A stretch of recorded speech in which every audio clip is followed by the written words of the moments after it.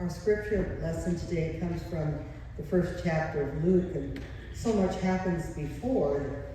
Gabriel, the angel Gabriel, has been really busy traveling from Judah to Nazareth, and so Mary makes the reverse trip and goes to see her kinswoman Elizabeth.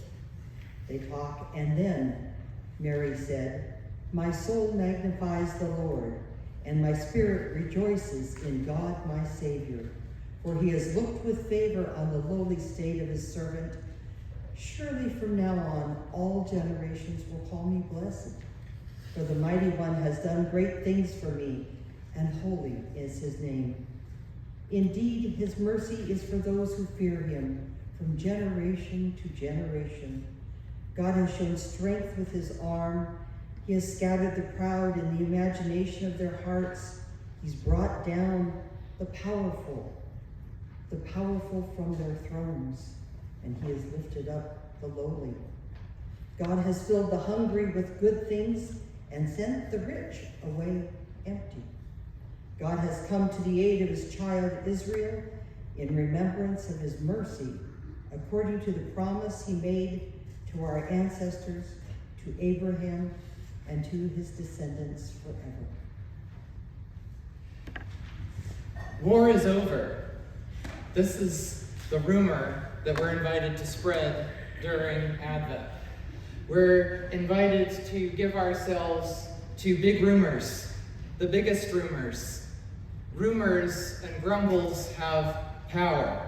So during Advent, we put aside the small rumors and give ourselves to the big, important rumors. Peace is about embracing, going beyond the either-or mindset and embracing a both-and mindset, remembering that more is in fact more.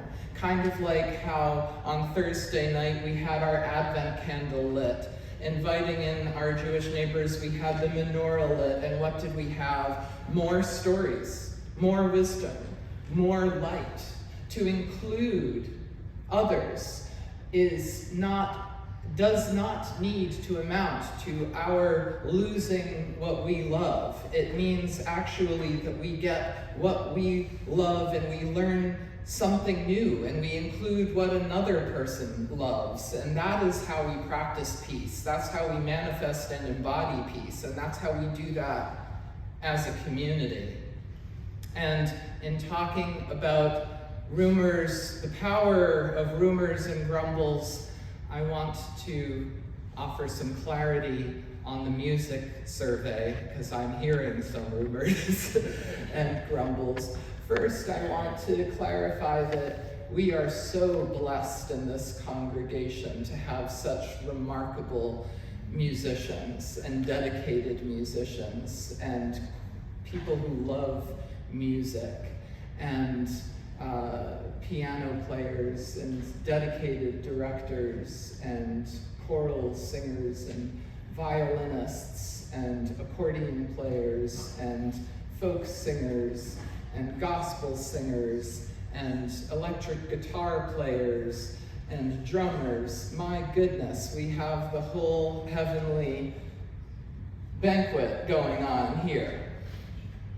And the intention of the music survey was not to, it has come to my attention that some people caught wind of this survey that the worship team offered and felt or thought that it meant that any one kind of music was under some kind of attack. And I want to invite us to not receive the music survey with an either-or mindset. The intention of the music survey that was put out, organized and put out by the worship team, was an effort to say, how do we all make music together more? What does our one sound like together more? Because we're a smaller local church. You know, smaller in the sense that we're not a mega church. There's 150 of us, and so how do we make music together? How do we make one sound together? And so, in the sense of more is more, having a guitar and drums doesn't mean no organ. Having the organ does not mean no guitar and drums. It means that we can make one glorious sound together. And that's what we're trying to do. How do we make room for each other? What sound do we make when we all join together? And how do we experience the joy of more indeed, being more? And that was the intention of the music survey. And it's during Advent that and so I say that to dispel all or any fears, or any hurt, any feelings there might be that we're hurt, thinking that we would ever not appreciate your beautiful voices, or the beautiful offerings, your beautiful musical offerings. And also, in the process of spreading rumors, let's spread the rumor that there is enough room for us all to make music together. There is enough for us all to be together. There is enough room and enough peace for there to be unity in diversity. Diversity in our unity and in our expression, like we see in the nativity scene that we talked about earlier. That is what Christmas is. That's the community that we're called to be. And that's the peace that's overtaking the world. That's that both and more is more mindset that makes peace possible. Not only here in a community of people where we make room for each other's passions, but also it's true for the world at large. And so we give ourselves to the big rumors, remembering that rumors and grumbles are powerful. It's during the season of Advent, this time of waiting for the birth of Christ, that we tune our ears to hear the rumors and grumbles coming from below, from the margins of society, from ordinary people like us, from those moving outside systems, or at least living with a healthy suspicion of systems of domination. These rumors speak of a new life and a new consciousness, a divine vision emerging in the heart of humanity from God, coming to deliver us from our tribalism, our either-or thinking, our either-or mindset, our divisions, our disconnections, delivering us to a universal peace that embraces all and all possibilities. It is a universal peace, again, that celebrates our unity in our diversity. A universal peace that says there is enough spirit, enough life, enough abundance on this earth for all people, all beings, to live together in peace as relatives. And in fact, our survival depends on our spreading this rumor. The message of universal peace, the music of peace filling the sky, is first sung to the shepherds, and the shepherds spread the news through rumors. There's a subversive quality to the events leading up to Christmas, this story of a Messiah coming to deliver the people. And it's the rumor of this Messiah coming to deliver the people is happening underneath and below the radar of those in power and the Herods of this world. The song says, peace on earth, the song that the angels sing to the shepherds, says, peace on earth to all whom God favors. And we're reminded that God favors every single human being, every single living being. every form of life. That was a new understanding then. It still seems to be one we're working on. And the message of universal peace filling the sky invites us to see each other and all life with those eyes, with that heart, with that perspective. This new consciousness that we hear coming toward us to replace our warring madness with peace. This message is like the consciousness and perspective spoken of by the astronaut Edgar Mitchell.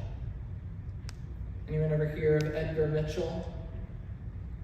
So he was an Apollo 9 astronaut. And so when Edgar Mitchell was all the way up in space, up in the stars, and the story of Christmas also invites us to blast our consciousness way, way up into the heavens, up into the stars, to have that star celestial perspective on the little blue and green jewel that we live on.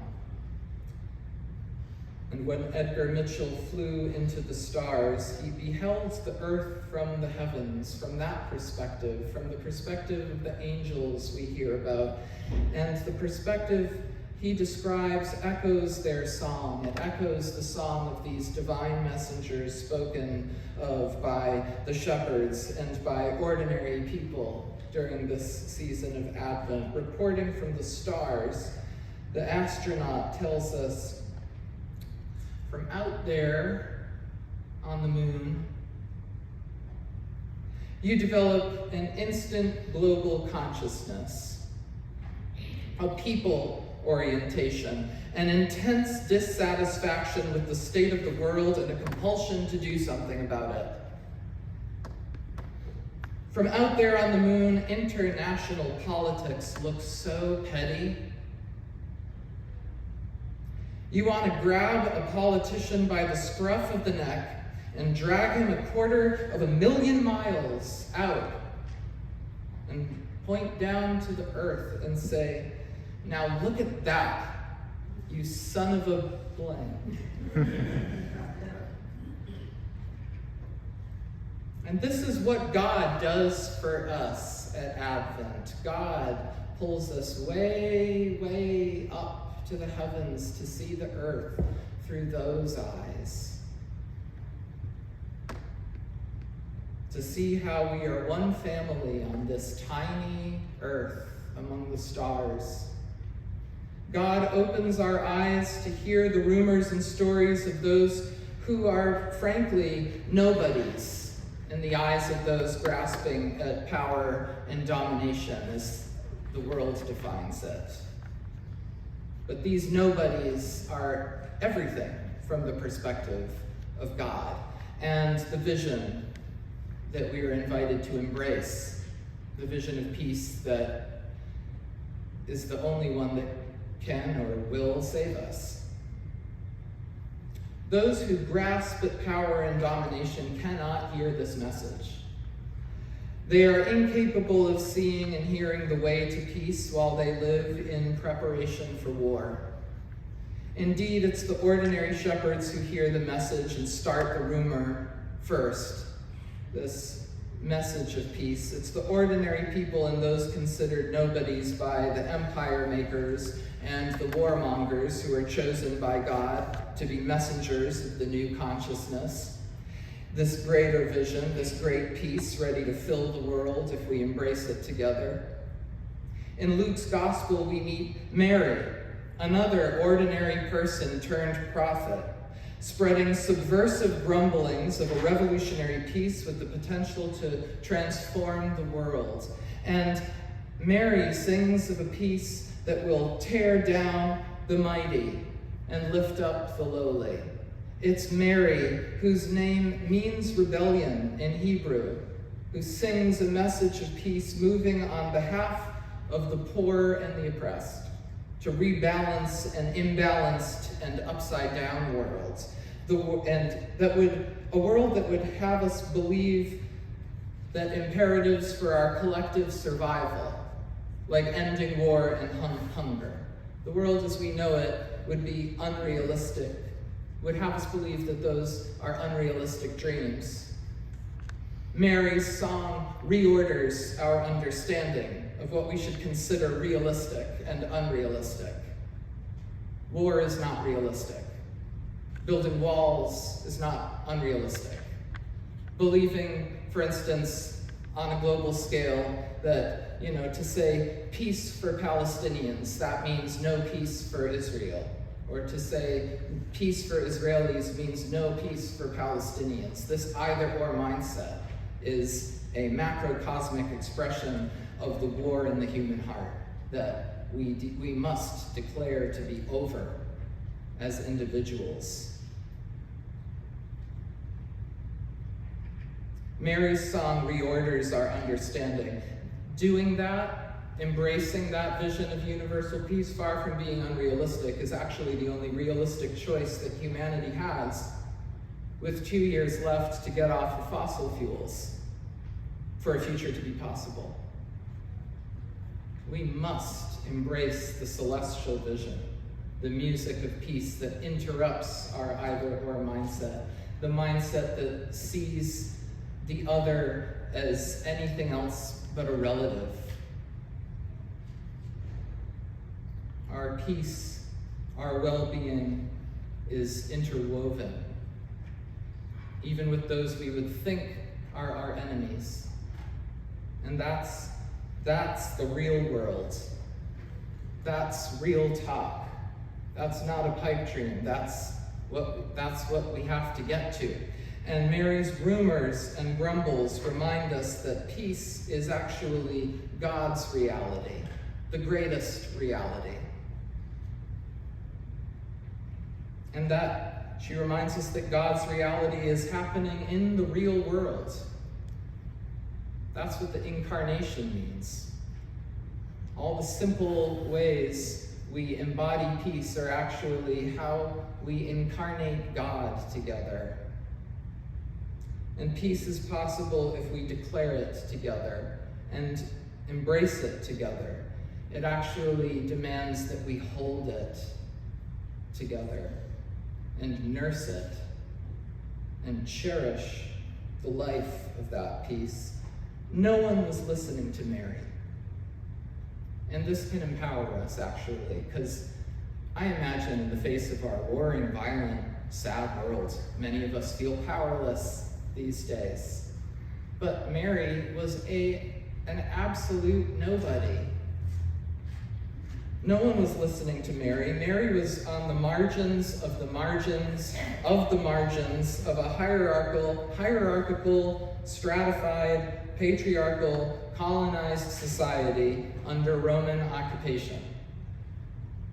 She was a subjugated person as an Israelite under Roman occupation. As a Nazarene, she was also a Galilean.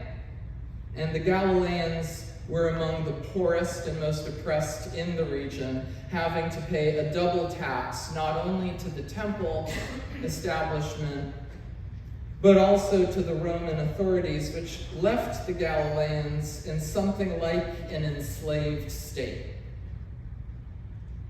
Not only to their Roman occupiers, but also to Israelites corroborating with Roman occupation. And so Galilee was home also to those considered zealots who were in active and violent rebellion against Rome and the temple establishment in Jerusalem as well. And even among Galileans, as a woman, even her fellow Galileans would have considered her a non-person as a woman. Her voice would not have mattered. And so that is profoundly significant because the Gospels in their own way were a radical text. For she in the Gospels is elevated to the status of a prophet. In the biblical tradition, only prophets get songs. And so we have Mary's song in the Gospel this morning. And so Mary is a prophet as she tells us peace is possible when we lay down the conditions for justice, when the mighty are taken down off their thrones and the poor and the oppressed lifted up, when we realize our common humanity together and declare peace in all the ways we join each other and share in each other's struggles. And this morning we hear Mary's song spreading this rumor that war is over, that peace is not only possible but necessary. This is a rumor that those in power don't want us to hear. And peace is always coming towards us when we embrace it together like that. In Mary's song, we see an example of the rumors and grumblings and hopes of ordinary people like all of us becoming sacred vision, sacred prophecy. And this empowers us. We're reminded in Mary's song, because of who Mary is, who we all are, and who and what we all can be. Mary is each and every one of us. We are called to give birth to peace, the peace of God in our world. We are called to bear that and carry that forward, and that universal perspective forward. We are all prophets in our simplicity, in our ordinary, everyday humanity. When we embrace the divine vision of peace on earth for all people, when we accept that as the status quo, when we spread the rumor that war is over and that's the only status quo we should accept, and we declare it through our actions and through our hearts and through our stories and our songs and all the simple ways we declare peace to each other. And you mentioned some of those ways earlier during the prayer time. The significance of Mary declaring peace means that each and every one of us can declare peace. On Thursday night, we had a guest speaker, Ruru, a Palestinian woman from Jerusalem. And as a community, we discussed how we literally don't have any more time for war as human beings in terms of our collective survival. We don't have any more time for our either-or mindsets, no matter what group we belong to. Our speaker explained that through her people being oppressed by war and occupation, although her people are being oppressed by war and occupation, she is already liberated. Ruru shared she is already liberated because her mind isn't imprisoned by hatred or any view that would divide land and people. She is liberated because she sees every human being of every religion, of every nationality, of every ethnicity as a relative, and does not feel the need to sequester herself around only other people who are just like her, who have her race, who have her ethnicity, to be safe. She understands that it is that either-or mindset, that divisiveness, that perpetuates war forever and imprisons the human mind, the human heart, the soul, in a state of fear, of constantly preparing for war. She's liberated because she has only compassion for people who are in such a state of fear. And Ruru's song is much like Mary's, that embraces the perspective of peace on earth for all people, that sees how we are all citizens of one earth, how we are all, as human beings, related, one people, one earth, one great peace. That's what we have to get to, and when we let it live in our hearts, like Ruru, we are liberated. When we hear the song of the heavens, when we believe the rumors, we realize the earth indeed is one country, one home. All humanity, all beings are fellow citizens. It's so simple, yet we make it very complex. We take this truth and make it a fairy tale. and yet it's the only perspective that will save us. We tend to have a scarcity mindset for peace, even on the local level, but when we allow ourselves to have the perspective from the celestial viewpoint, there's no scarcity. There's enough peace for this whole world, and the only true rumor, and the one we give ourselves to during Advent, is that war is over if we want it. This is what John and Yoko did in the 60s. Some of you probably remember it. The bed-in for peace. That's another small, simple action that everybody can do. John and Yoko coined the term "make love, not war." These are all simple things that we can do. And they did the bed-in for peace, connected to the campaign at the height of the war. They started a rumor that said, "War is over if you want it." And the placards were big, and it said, "War is over," and they put out that message in the middle of the height of the Vietnam War, while war was raging. They put out this message that caught everyone's attention, saying, "War is over." And that's how we're called to live. That's how we are always called to live, as peacemakers who are children of God, who are called children of God when we live as peacemakers. In our simple everyday actions, we declare peace. And in the midst of times of war and violence, in and through and with our whole being, we declare that war is over, in the hopes that that rumor will catch and that will stick.